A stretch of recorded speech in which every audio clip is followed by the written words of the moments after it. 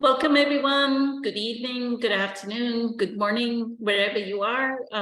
Welcome to Facebook Live Q&A for the week of, today's the 21st of June, year 2023. I think yesterday was the first day of summer, or today's the first day of summer. So let me, since we are launching summer, let's get started. With introducing our panel today. I'm hoping the others will join as well. I know April is having some kind of issue with water in her town, so maybe April may not join, but we have Summer and Sri Lakshmi online, and then with us today, and then we have Patricia, who is part of a core group of meditators. Good evening, Patricia. And then we have Rob, who is an author and has just joined us a few minutes back. So good evening, Rob. So I wanted to ask you, Patricia, do you remember last week, you were talking about forgiveness, and you were talking about how do I know that I have forgiven? And then you were going to ask Kelly something. And then I stopped you because I know that time is getting late. You don't watch the time, but I watch the time for you, right? You. That you need to go. So I had to cut it off and say, I didn't mean to be rude, but I have to be cognizant of the fact that you're going to wake up at 4 in the morning and it's getting to be 10 p.m. for you. So do you remember the question? Yes. Okay. You want to ask Rob, and then Rob can respond, and I'm going to tag everyone as you are asking. Thank you. We were talking about forgiveness to ourselves and forgiveness towards others. And I had a question.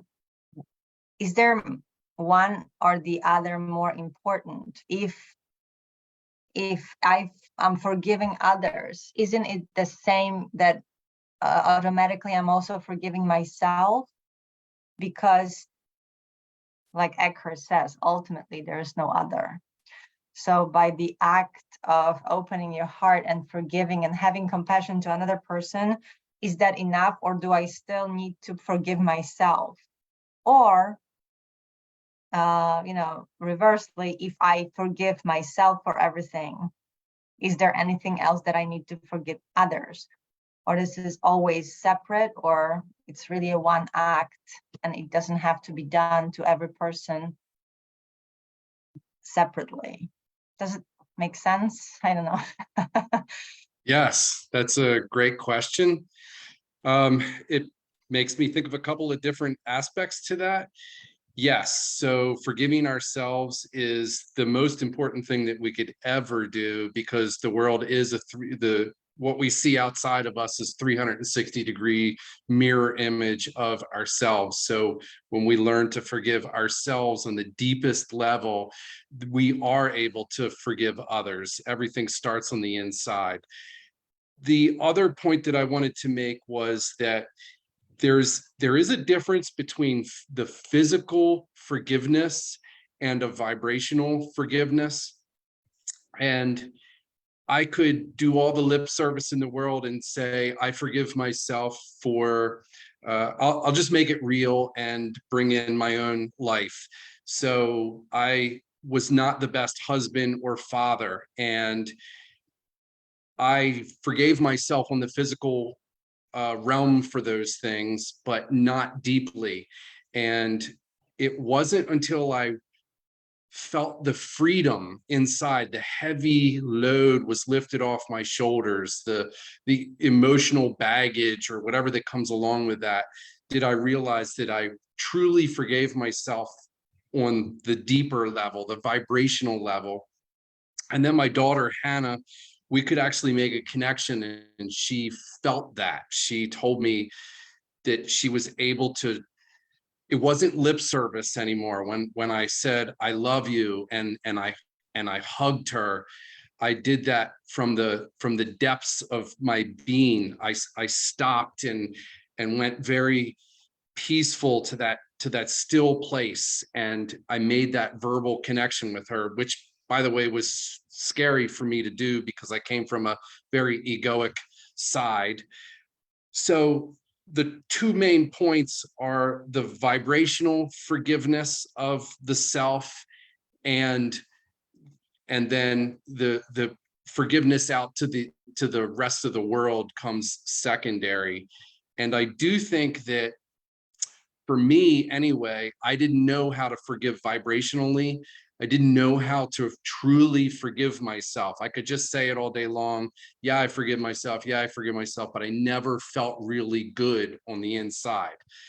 And it dawned on me at one day that I needed to find that peaceful depth of forgiveness. And I attribute source energy, the universe, the great mother, the one consciousness, to opening my eyes up to that depth and allowing me to have that relationship back with my daughter. So I don't think it's I get to put money in the vending machine kind of thing and the candy pops out. I do think that I did the lip service, and I do think that the universe kind of, we co-created together something there. That would be my best explanation of all of that. I hope that helps. Yes, it does. I'm glad you brought up the vibrational, because I did that too a lot, because it was supposed to be first step, you forgive. And then I would just say, which is also hard in the beginning, because just to say I forgive, you having that willingness maybe to forgive, but then you think you do, and then things are still coming up by telling you not really, it's not yet done. But in the same time, when I was, introduced to that idea of forgiveness, that's necessary to free yourself, free your spirit, and open your heart to actually enjoy life and love. Because I was living in that fear, fright, and flight all the time, criticism, ego. So when I was given that task to find the person that hurt you the most, right? Like, okay, I wasn't thinking of myself. I was thinking, I actually had right away, oh, he was bad, blah, blah, blah. Obviously, it was my dad. Right away, I didn't even have to think. It's like, boom, he's to blame. He did blah, blah, blah. He hurt me so many ways. And then from him, I went through other people in my life, through bosses, through everything. And then I was still angry. I was still hurting. And the person that, started that forgiveness process, some exercises and some writing everything, burning stuff, there's some actual physical thing that you do. And then she said, you still didn't forgive one person. And I just looked at her and I said, oh yeah, myself. Just like, but then I had to go through all of them to get to me. It wasn't me right away when someone said, who you need to forgive first. It wasn't me. So I wonder if it was just easier or maybe safer, even though it seemed very painful to do, to start with someone on the exterior versus right away go to the source and kind of like bypass, why do I have to go through it? I just forgive myself and everything will go away. So I wonder if that's I have a theory on that. You had mentioned your father. Is that what you said? You had some unforgiveness towards your father? Oh yeah, it's still, going on. I hope that finally, with Poonam's help and everybody's help, finally getting to the moment when it's sad, because even now I'm talking about him and I'm actually smiling. So maybe finally, but yeah, he was the one. Sure. I actually have a theory on this. It's the way I compartmentalize things. We're all different. We have to find our own little ways to the same area. I think that's what makes all of this so special, is that every one of us can grasp onto a different way. So I'll just kind of share the way I look at this, which is when I think about things such as my father didn't love me the way that I needed to be loved as a child. And it was very disturbing and stressful. And I wanted that terribly bad. I'm trying to portray this picture of this lost little boy that grew up into manhood and tried to do all the superficial boxes so that I would be loved by my father the way that I wanted to be loved. And so he was kind of an influential person, and I was not, it wasn't my destiny to go that route, but I tried and tried and tried to go this certain route. And it was horrible. And I realized that I was harboring this body. This is my temple. I look at this like it's a can, and you fill things up with it. And we fill things up with, in our temple or our can, with things like unforgiveness. And unforgiveness is actually, could just be me saying, oh man, this is really difficult. I wish my father could have done this. And then I thought about it. I'm like, what am I doing to every cellular level in my body? What am I doing when I'm frustrated and I'm saying, I wish he would have? I'm sending negative energy through my body. And so I realized I have a choice. I can say, part of me is let down. There's an egoic part of me that's let down.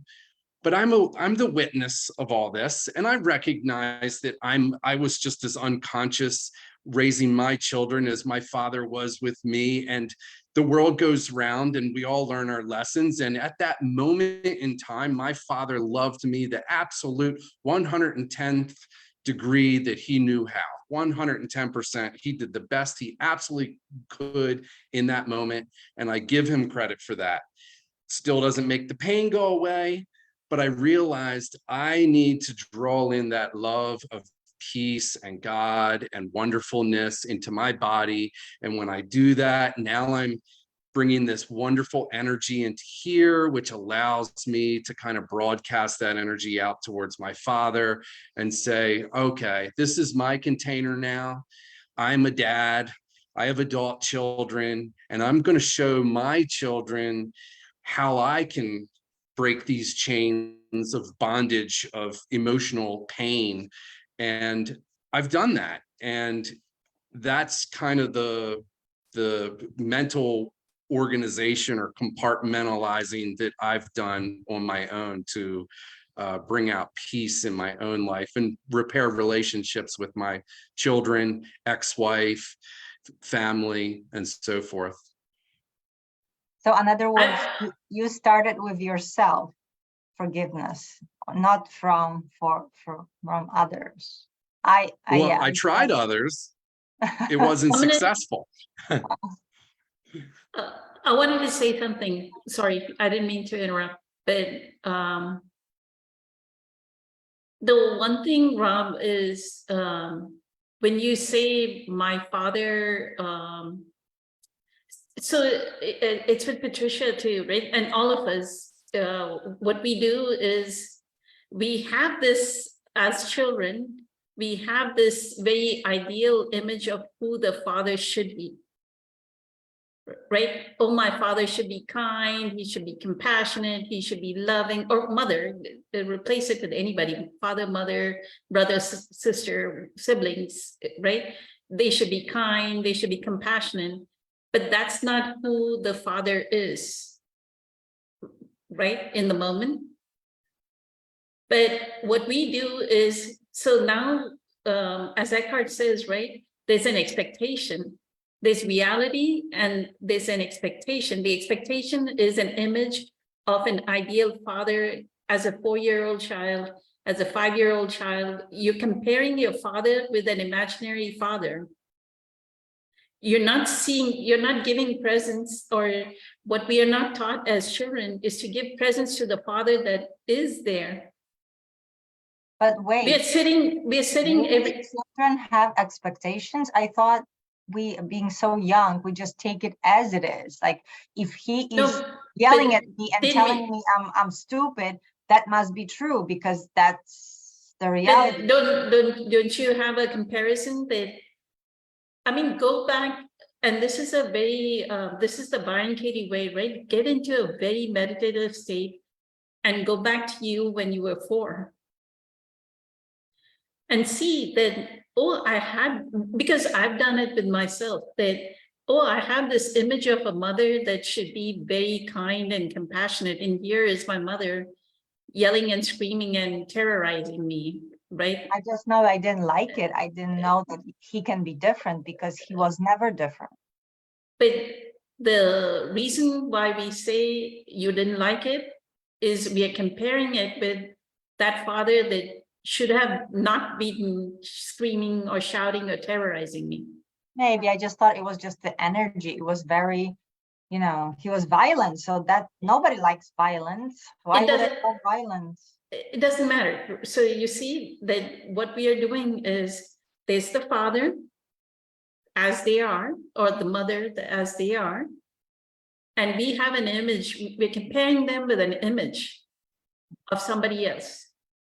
So we are in our mind, we are not in our presence, giving them presents. So the compassion that we need to have, and this is where true forgiveness comes, is they could not have acted any differently, just like we could not have acted any differently. So the forgiveness automatically so I don't even have words, just like I don't have words for an inner child. I don't have words that say I need to forgive myself, because I could not have acted any differently than the level of consciousness that I was at that moment. Like Rob could not have been a good husband to his ex-wife. There was no way, with the childhood that he was brought up with. The same thing, the father, the way he was brought up, maybe his father was like very a disciplinarian, always shouted, whatever, however your father was, Rob. There was an image, your grandfather would have been that way, or your grandmother would have been that way. And he's just acting out the conditioned pattern, right? Until you broke the chain. Now you saw the pattern, you had some awareness. So the compassion we have to have, and that's where the true forgiveness happens, is when we have compassion that they could not have done any differently. Instead of saying, oh, he shouldn't have shouted, and my mom shouldn't have shouted, she shouldn't have hit me so much. Instead of arguing about who that person, what the person did, right? The compassion is, yes, they should have done, because they did. We chose, and we chose as a part of our soul contract, we chose that set of parents. That's our soul lesson. And Rob, I think you have been out of those conversations for the past few years with April and with Kelly. And Kelly, we've been having this, April brings in the soul and the soul level contract, that this is a soul group. And you know, your father could have been your daughter in another lifetime. And actually, Matthias De Stefano was telling in this is incredible, right? So somebody asked him, how do we remember our past lifetime, or what are we in a past lifetime in Egypt or wherever we were, right? What were we in the past lifetime? So he says, what do you mean past lifetime? That is just your great grandmother or great grandfather that you're looking at. Your past life is somebody in your ancestry already, right? Which was like exactly what Patricia's reaction. I was like, wow. that we are looking at our great, great, great, whatever. And that's who we want to change, right? In this present moment, we are trying to change our past life. So, so that our future would be better. But the past is just like a great, great, great somebody. And if I could jump in for a second. The most beautiful thing about this forgiveness that we learn on the depths of ourselves, that we're able to give to another person because they are only operating at the level of consciousness that they are capable of. We can then internalize that, and we can take that into everyday life for ourselves. So at this moment, if I make a horrible mistake while I'm here speaking to you all, the second after that, I can have that kind of compassion for myself. And I don't have to carry a guilt trip with me, which is something that my daughter and I talk about a lot. So it's a wonderful way to live and ingest into our own personal way of living life. Perfect. Thank you, Rob. I know Dawn has joined us. Dawn, did you want to contribute to this conversation? Welcome to the group. Thank you so much. I can really relate to what you're saying. I have been doing my own personal inventory and self-work since I was probably about 18 years old and had exposure to that. And I'm definitely understanding the damage that ego can cause. And I'm definitely understanding the importance of forgiveness so we can live in heaven and not in hell. Beautiful. Thank you. And what Rob said was something that Eckhart mentions, that forgiveness of every moment is much more important. Like as the moment to moment, forgiveness is more important because then we don't accumulate that karma, right? So thank you, Dawn. Thank you, Rob. Anything else, Patricia? Does this help or?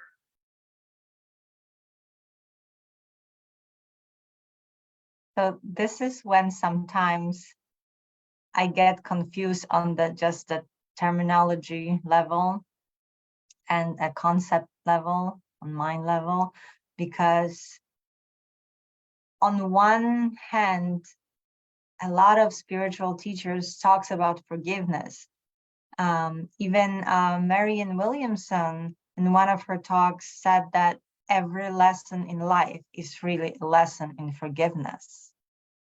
And then we have Eckhart in his book, which it just was like mind-blowing to me when he said that once you realize, what you just said, that everybody acts out of the level of consciousness and you're present, there's no need for forgiveness. Forgiveness is not even a concept there. It doesn't exist almost. So, but some of us have to go through almost that way to forgive, to find out that, it's just another way to get to the same result, but not as necessary for everyone. So what he says about the presence, it's incredible because it does just melt away. But it was hard for me my ego mind was so strong that even his concept, I could only interpret through it. So I'm sure ego was trying to jeopardize everything. And it's like, okay, so let's do forgiveness because what he's saying doesn't work. What do you mean that you don't have to forgive? Look how you hate people, how you judge people. Can't live like this. So let's go this way. And then I realized, okay, I forgive them, but it doesn't work. So it was always a lot of back and forth, the ego coming from the back door, trying to jeopardize it, but I kept going because it kept there. And I think that concept, another big lesson that I learned from Thich Nhat Hanh, that almost it's like a prayer to your soul, from one of his books that we read. I think it was from No Mud, No Lotus.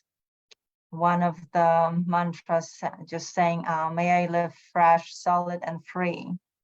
And that's that every moment, fresh. So not affected by any past moment, anything that happened in the past. This moment is fresh, new, and I'm not bringing any identifications from the past.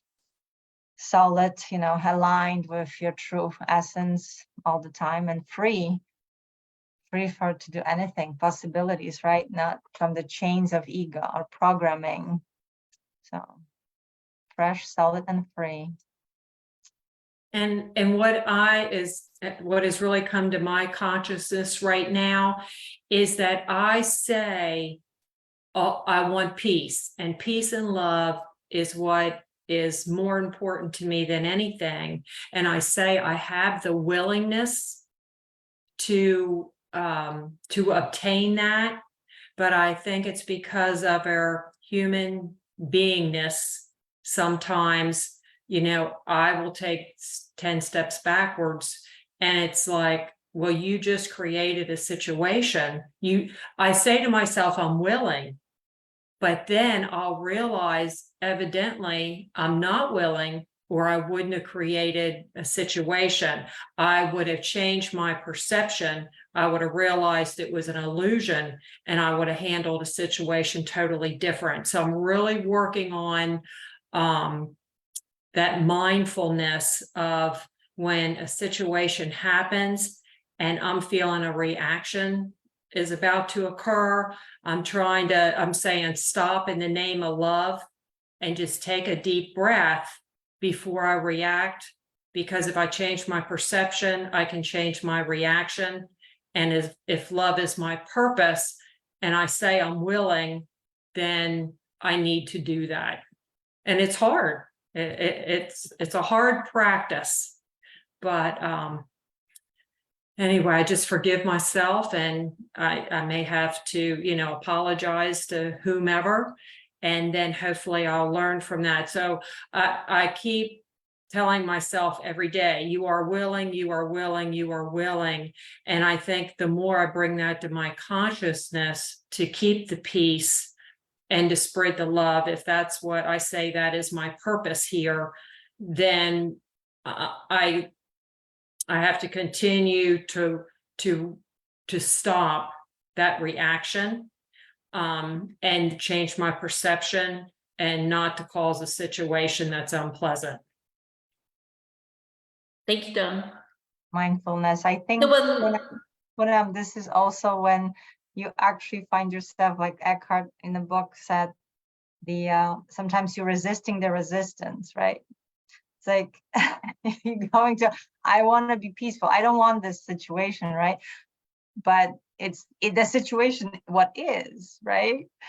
So it doesn't, not every moment will be pretty, and it's okay. The one thing I would say is to Dawn would be that, and I'm trying to frame it properly. So what I would say is to be non-reactive, the mind cannot be non-reactive. You saying I'm willing is still the thinking mind. And a thinking mind, when mind is like a river. It has incredible momentum. So this person says something, and boom, something will come out of us, and we'll clash. And we'll say something, we'll spit out something, spew out something that we did not want to ever, right? So the only way to actually be non-reactive is to develop what Eckhart says is enough presence power. Like there has to be so much stillness within that we are watching the other person, right? Like the witnessing faculty is still there, and it's watching our reaction to the other person. That, oh, the other person, it just happened to me right before this talk. Like my son is 25, we were talking, and he got upset about something that he ordered on the grocery store list, right? And he has a heavy pain body because we had heavy pain bodies, and he reacted, right? And I could see that I wanted to react. And then I was like, there's enough presence that the reaction didn't come. I just continued. I did my dishes. I loaded the dishwasher. I wiped the counters, and then I went and got ready for being here, right? So it's like when we can not, when the other is having a pain body, and I don't know how much you know about the pain body. The pain body is somebody that has not processed their emotions as they were children. And then there's an entity, according to Eckhart, that lives within our body, and it suddenly comes out. You know, suddenly somebody, like you're at Thanksgiving dinner and somebody says, oh, that turkey was not good. I cannot believe you can't make the turkey. You know, your grandmother would say, I make better turkey than this. I've never eaten this dry turkey, or whatever they may say, right? So now let's look at our reaction to that. We've spent 8 hours the whole day cooking that turkey or cooking this Thanksgiving meal. And here is this pain body, right? Poking. Now it's looking to feed, right? It wants to feed on something, and it's trying to egg us on. So that's one thing that to know. And that's why we do group meditation, like follow a meditative practice, like have a presence practice, which is meditation, inner body meditation. And like all of us as a group, we tried different meditations. We've started doing Dr. Joe Dispenza's meditations. We used to do sacred acoustic sound meditation. Like find your own tool that brings you to that degree of presence that you are still, there's all this Thanksgiving chaos going on around you, but you're sitting still and not feeding into the drama. You're not feeding, and this, you don't even have to say, I have to be willing. Is that correct, Ram? Thank you. Yes, I would agree. How has your experience been with reaction? And if you want to give Dawn an example, thank you. Sure.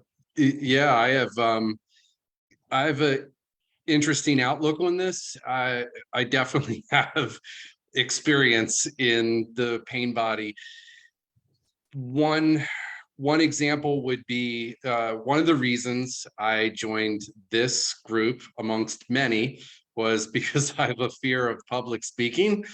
And so this is just helping to make that trigger go away inside of me. And a while back, these types of meetings, I would become very anxious the day before, and then it shortened up to maybe minutes before, and then the entire time during the Zoom call, this was mainly for work, my palms would be sweaty, but I had the wherewithal and the awareness to notice this happening in my body. So I noticed it the day before, and I just sat with myself. I don't have a better word to explain it. I spoke to someone else about this, and I call it sitting with myself. When I went through insomnia, I had 35 years of insomnia, and I became aware that I was just overtaken, just clobbered by this pain body. And so I would stay awake with myself through the insomnia. It's hard to explain. I would sit with myself through the Zoom calls that were stressful, and I'd notice the body's reaction. My body's reacting, sweaty palms, and feeling anxious, and wanting to just run away, or wanting to complain if it's 2 a.m. and I still haven't slept. But I stayed with it. I kept the presence power through the whole thing. Insomnia got worse before it got better with awareness. And about 2 weeks went by when the pain body really wasn't energized anymore. And up until maybe a month or two ago, I'm not affected by Zoom call anxiety anymore. And that's due to I didn't willpower it. I didn't say I'm gonna struggle through this thing. I just stayed with myself. I looked at it like I have an inner child and I'm gonna sit with this guy and this little boy in me that's scared, and this presence power, this witness is just gonna sit here and I'm gonna send love. And there's this scared part of me that's the physical body's just reacting. It's sweaty palms. And I'd say, that's fine. I forgive myself, sweaty palms. It's okay. I'm going to sit right here and make a fool of myself. And I did that until it went away. And those things rarely are triggered inside of me anymore. And now I've come to realize that all of those fearful energy bodies are big, scary, dark clouds full of nothing. There's nothing in there. And when I sat with the insomnia and sat with the Zoom call, and I sat with my daughter and went over, the horrible father figure that I thought I was, which, I have forgiven myself. And by the way, I was not as horrible as maybe I'm making it sound. I'm a decent human being, but I finally got through all of that stuff with presence power, with just sitting with myself in forgiveness and love and peace while the body was reacting. And eventually those things went away. Beautiful, amazing. Thank you so much, Rob, for sharing that. Great experience. I wanted to read what Ashok said online. He said, forgiving is a quality that we develop. Once we develop this quality, it is part of our nature and applies to all other and self. Initially, it might be a little bit difficult to forgive self. That means a little more work to do on self. At one level of thinking, there isn't really a need for forgiving. To present now, we accept the moment as is. I do like that at one level of thinking, there isn't really a need for forgiving, because Eckhart, he ends the power of now with something about for 2,000 years, people have misunderstood. I'm going to paraphrase here. Forgiveness. He said something like, no matter what someone did to us or we did to someone, we have to realize at some level that our radiant essence, which is this presence, was never touched. And the non-forgiveness is always about something that happened to our body and our emotional, psychological form, right? But he's saying there's something deeper that was never touched. However withdrawn your father was, Rob, or yours, Patricia, or my mother, that radiant essence was always there. Right? It never was touched by it. And to get to that knowing that the radiant essence was not touched is what I think Ashoka is talking about. At one level of thinking, there isn't really a need for forgiving. Patricia, you wanted to say something to Don or something about this? Thank you. Thank you, actually, for bringing this up, because that was, for me, that was a turning point. Then when I read in his book, "You are not your body." Like, what do you mean? I am this. No, you're not. And that's when it all started to make sense, that I can do all these things. And what you just said, that no matter what hurt my body experience or my mind or my psychic, that is not who I am. So those identifications that he talks about, that ego needs to survive so strongly, and they can be good and bad. Ego can identify with being the best person in the world. Ego can actually identify, I'm a best dad. Look what I do for my kids. I'm amazing, right? It doesn't have to be, I'm horrible, I yell at them, I don't give them money, I don't no, it can be also the opposite. It can be very, very awesome. Like, look how brilliant I am. I just solved world's hunger. I mean, seriously. So ego can do it also that. But what I would recommend everyone, Dr. Joe Dispenza, The Center of the Magnet. the way this meditation single-handedly opens up the heart. I saw after the second part, when Dr. Joseph just drifted away, I saw everybody. I don't know how it's even possible. Everybody in my life that I have ever witnessed or whatever, and all I saw them as like one big love. I just couldn't stop but feeling pure, absolutely incredible feeling of that euphoria of just love. There's nothing else. And that's what April always said. There's nothing else. It's just love. All the other stuff are just veils that cover it, all that ego stuff. But that's illusions. Even though they feel very, very touchable, very tangible, right? But that's not who we are. And that's where it started for me, to actually, like Dawn said, to have that different perspective on how we see things. And for me, just having someone tell me, or write in the book, you're not your body. That just went right, like pierced through. I'm like, what? All the concepts that I built up to that point about my image, about who I am, this life, everything, in one instant, it was like, you're not your body. And then the question is like, then who am I? And I guess there's no answer to that, really. Just the answer is in the question. So that's pretty brilliant. Thank you. Beautiful. Thank you so much, Patricia. And then he ends the Power of Now after this forgiveness portion. He says something, I think the questioner asks, he says something like, when you surrender completely to what is, then that's true. Then there is no forgiveness, and it is what is, what it is.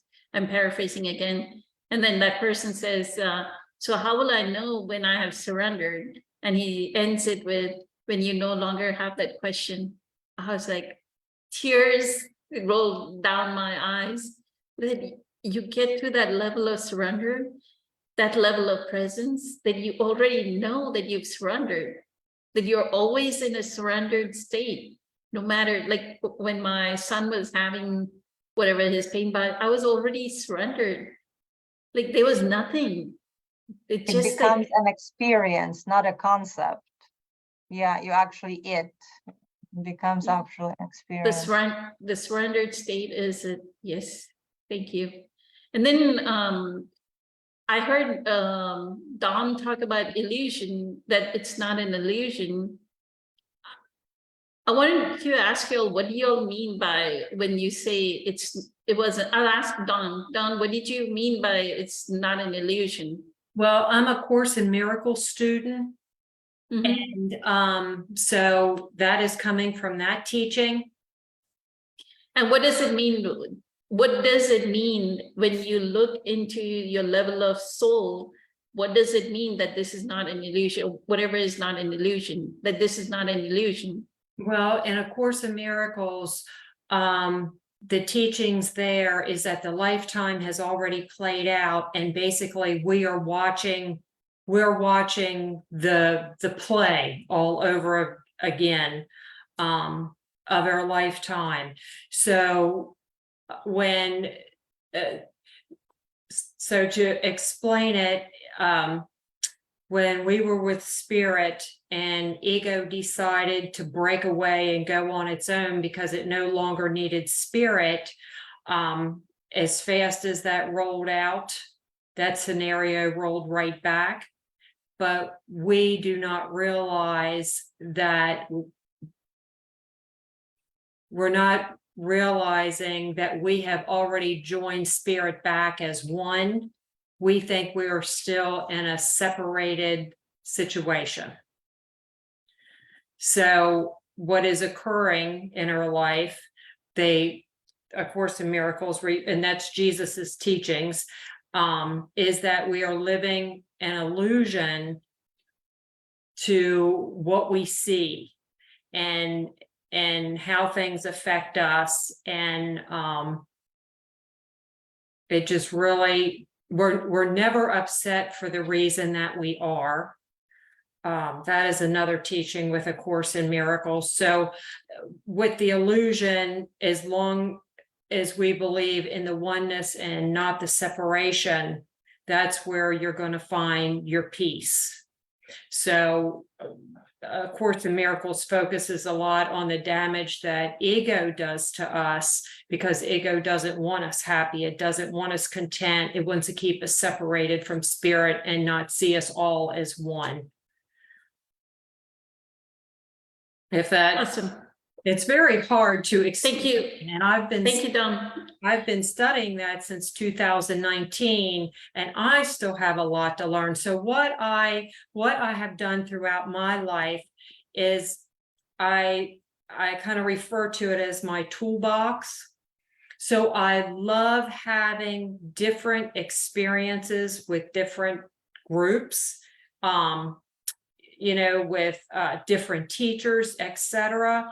And when Samar asked me, if I was interested in joining this group, it's like, oh my goodness, yes, I'm so interested in how you think, and I have no judgment on it. It's just another tool in my toolbox to help me understand that there's more to this human existence than what I ever thought it could be. So one part of the illusion is, the way I understand is our planet. If you look at the scientific way, they call it a hologram. Yes. That it's just a hologram. Yes. Right. It's just an out. A matrix. It's like the reality is somewhere else, but this is just a hologram image of reality. But hologram is, every little square is, or every little triangle is always the same as the whole, right? That's the holographic thing. That's one part of the illusion. My definition of illusion is also when we are observing what is through our assumptions, our expectations, our perceptions, our beliefs.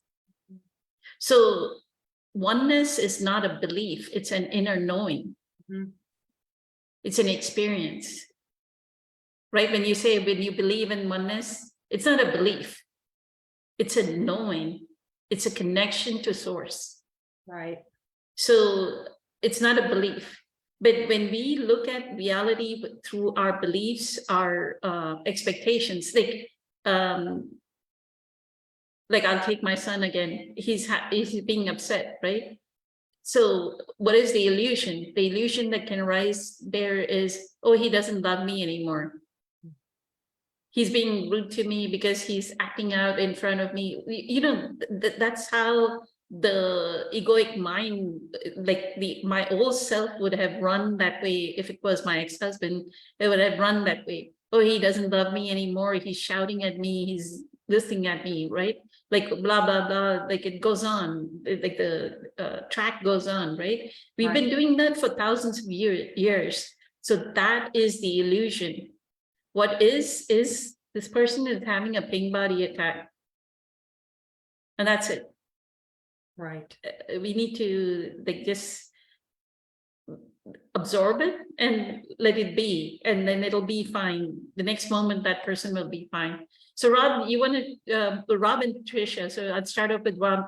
You'll want to talk about illusion, and then we wrap this up because it's getting to the top of the hour. Thank you. Sure. My take on illusion is what I call being lost.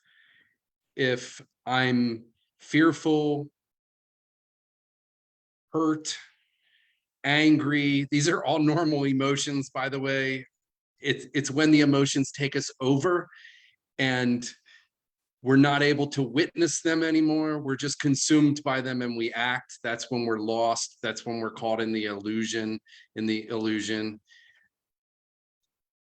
for me, as long as I have some tricks to stay present. I know there's a lot of talk about the breath work. I've done that, but the thing that I do the most is I have ringing in my ears and I dial into that. And that used to be highly annoying. And now it's, if I can't hear the ringing in my ears, I know the mental noise is too much. I know I'm believing in the illusion. If the anxiety rises up in me so much that I can't stay at peace, I know I'm believing in the illusion. I'm lost. I've been taking over, Jesus said, for he knows not what he does. We don't know what we're doing when we're taken over by that. So that's how I look at the illusion. Incredible. Thank you so much, Rob. Patricia and I have to talk to you about your tinnitus too. You will do very, very well with the medical medium protocol, because I think he says it's the Epstein-Barr virus. Yep. This, had it. I vi- had it and I cured it. Ringing in my ears, absolutely. Interesting. I don't know if I'd want to go without it. I love it so much, but I will definitely try it. you can hear better, right? You can hear it clearly without the E or whatever sound, buzzing Then- sound or wishing sound or whatever. Send it to me then. Definitely send me the information. I'll check it out. Okay, thank you. Just find Patricia. something else. You just find something else to keep you present, like another trick. For me, it was the looking and seeing at tip of my nose, because it's there, and when you actually pay attention to it, you always see it. But our mind decides to completely ignore it because it's there, right? So why paying attention? But if you actually right now, do you see your nose? The tip of your nose when you look at the right? When you think about it. Yeah, that's it's a like, great oh, one. That's taking the attention away from the mind activity into the body. I like that. That's a great method. and it's always there. It doesn't do anything. It doesn't ring, doesn't annoy. It's there. So you're saying if I'm cured of my tinnitus, I'll have to utilize this new method, right? Could, yes, you could. I also just utilize what Kelly taught me, wiggle your toes. Because you can do it anytime, it's like, because then you really, it's like the most furthest part of your body that you need to connect with, and then it will anchor it right into your body. And Eckhart teaches, there are different ways, but being in your body is one of his also anchors to be present.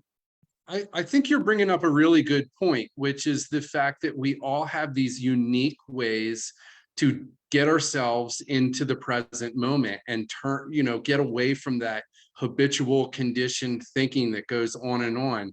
And that's what I think that's the meaning of all of this, is that we need to find within ourselves what resonates. And if the nose resonates or the breathing resonates, that's okay. And allow the other people in the world to find their way that resonates just as well. Absolutely, absolutely. You prefer. As far as illusion, I love Rupert Spiro's explanation of illusion. The way he said it, it's also, I don't know if you're familiar with his teachings, but oh my goodness, his metaphors, he says it once and it just goes so deep and it's like incredible. So he's talking about illusions as something very real. He said, people think that illusions are not real, and that's the problem, right? Because if I tell you that this life, we are sitting here talking, it's an illusion, it's like, what? So he said, no, illusions are very real. It's just they're not what they seem to be. And right there and then, it was just incredible for me to understand that. So this is very real. Like my body is real, us talking is real, but it's not what it seems. So if I'm identifying myself with just this, I'm being incorrect. This is my wrong understanding of what's going on. But if I'm connected with the oneness, and this is just play of forms, that I'm learning different lessons that I chose based on soul's contract to learn, this is all becomes a very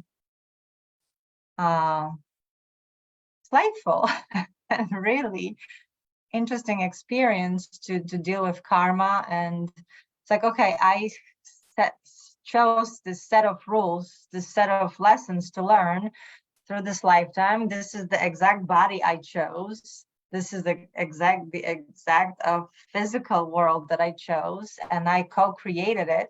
So if I'm suffering, am I doing it to myself, and why? Until, I don't have to do it anymore. And I think that's when Eckhart says suffering has a place, very important place, until there's no need for it anymore. So being grateful. And I think we need Caesar, because Caesar always bring the gratitude. So changing of the vibration for me happens when I say thank you.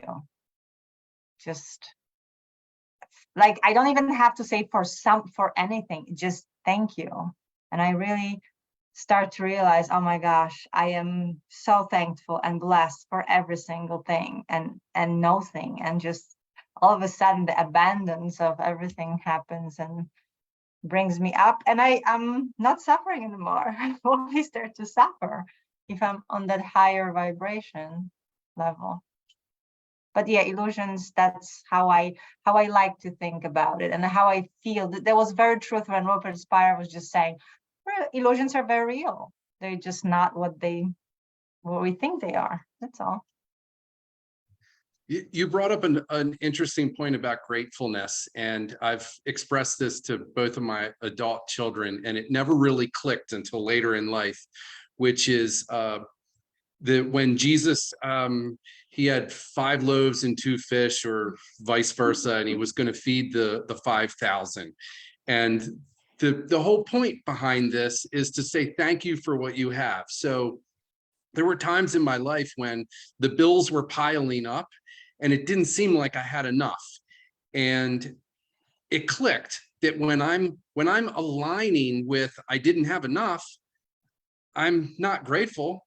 You didn't have enough. That's not a wonderful energy pattern inside my body. And so I started to become more grateful for the money that I did have in order to pay the bill. Yeah, some bills were getting paid late, but I realized I needed to make a shift on the inside of myself.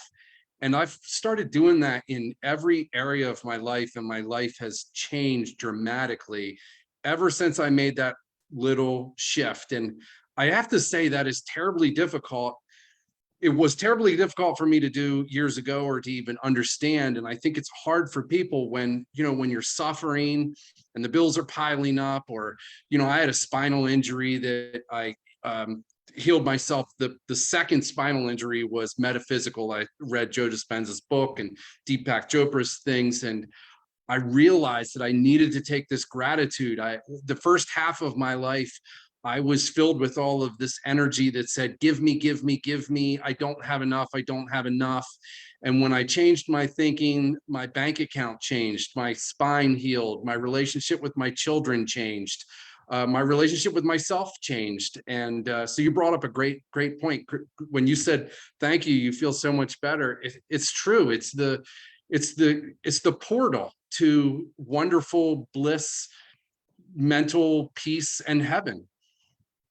Yes, and thank you, Caesar, for being here in spirit and presence, because that's what he's being here or not being here, just always that gratitude, right? Let's not forget about gratitude.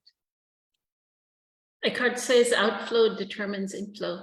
Thank you, Patricia. Thank you, Rob. And then as we wrap up, I wanted to go back to one last thing that Don had mentioned was I'm never upset for the reason I think.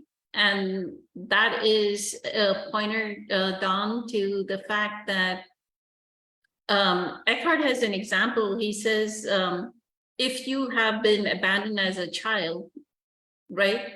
So right now you set up an arrangement with a friend to meet them for lunch, and the friend doesn't show up.